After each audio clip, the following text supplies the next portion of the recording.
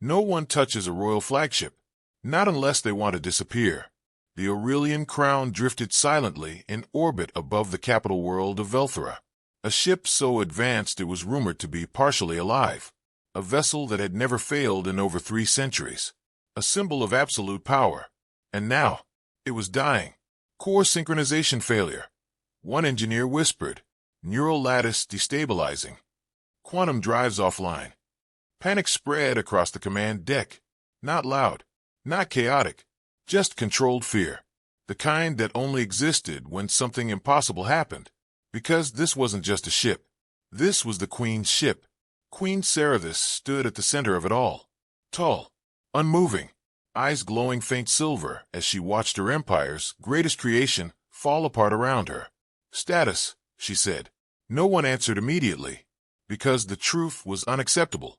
Finally, the chief engineer spoke. We don't know how to fix it. Silence. The Queen's gaze sharpened.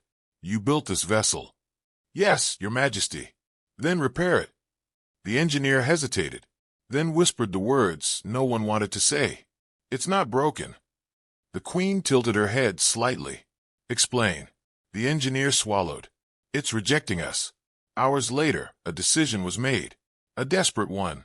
They called in external help, which is how a human ended up on the most protected ship in the galaxy.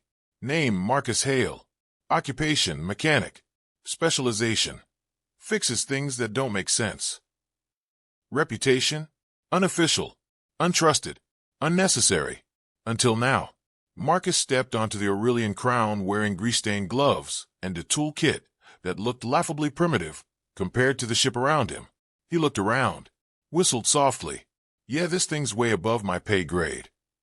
The royal guards didn't laugh. He was escorted directly to the core chamber. No delays. No explanations. The doors opened, and Marcus stopped. The core wasn't mechanical. Not entirely. It pulsed. A massive sphere of shifting light and living circuitry hovered in the center of the chamber. Energy flowing like veins. Patterns changing like thought. Marcus blinked. Okay, that's new. The chief engineer spoke. This is the neural core. It interfaces with the Queen's command system. Marcus nodded slowly. So, your ship has a brain? Yes. And it's having a breakdown? Yes. Marcus stepped closer, ignoring the warnings, ignoring the guards tightening their grip on weapons. He reached out.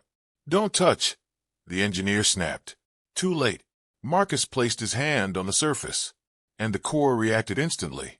Light flared. Energy surged. The entire ship trembled. Get him away, someone shouted. But Marcus didn't pull back. He frowned. Huh. The Queen stepped forward. Explain. Marcus didn't look at her.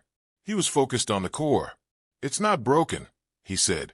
The engineer froze. That's what I said. Marcus shook his head. No, not like you mean. He tapped the surface lightly. It's stressed. Silence.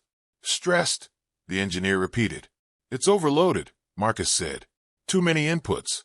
Too many commands. No breathing room. That's not how systems work. Marcus finally looked at him. Yeah, it is. When they're alive. The room went still.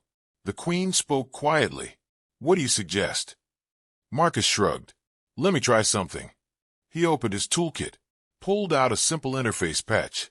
Crude, basic, human-made. The engineers looked horrified. You cannot connect that to. Marcus already had. The core flared again. But this time, something changed. The chaotic pattern slowed. Not stopped. Stabilized. Marcus leaned in slightly, like he was listening. Yeah, I get it, he murmured. The Queen's eyes narrowed. You understand it? Marcus smiled faintly. Not exactly. He tapped the interface again. But I think it understands me. Minutes passed. Then something incredible happened. The ship exhaled. Not literally, but every system across the vessel recalibrated at once. Power levels normalized. Synchronization restored. Drives came back online. Silence filled the chamber. It's fixed, the engineer whispered. Marcus stepped back, wiped his hands on his pants. Wasn't that bad. The Queen approached the core slowly, her reflection shimmering in its surface. Why did it respond to you? She asked. Marcus shrugged. Because I didn't treat it like a machine. Days later, the Queen summoned him again, this time not to the core, to the throne chamber. Marcus stood there awkwardly, clearly out of place. "You saved my ship," Queen Sarah said. Marcus scratched his head. "I fixed it." She studied him. "You did more than that." She stepped closer. "You listened." Marcus didn't reply, because he didn't think it was anything special. To him, it was just what you do. If something's struggling, you help it. The Queen was silent for a long moment. Then she said something no one expected. "I want you to stay." The entire court reacted. Whispers. Shock. Marcus blinked. "Stay, as my chief systems advisor." He laughed. Actually laughed. "Your Majesty, I'm a mechanic." She nodded. "Exactly." Months passed. The Aurelian crown never failed again. Not because it was perfect, but because someone was finally listening. Marcus made changes. Small ones. Reduced command overload. Allowed adaptive response. Introduced flexibility. The engineers resisted at first, then learned, because the results were undeniable. The ship didn't just function. It thrived. And the Queen, she changed too, because for the first time, she saw her empire differently, not as something to control, but something to understand. One evening, Marcus stood alone in the core chamber.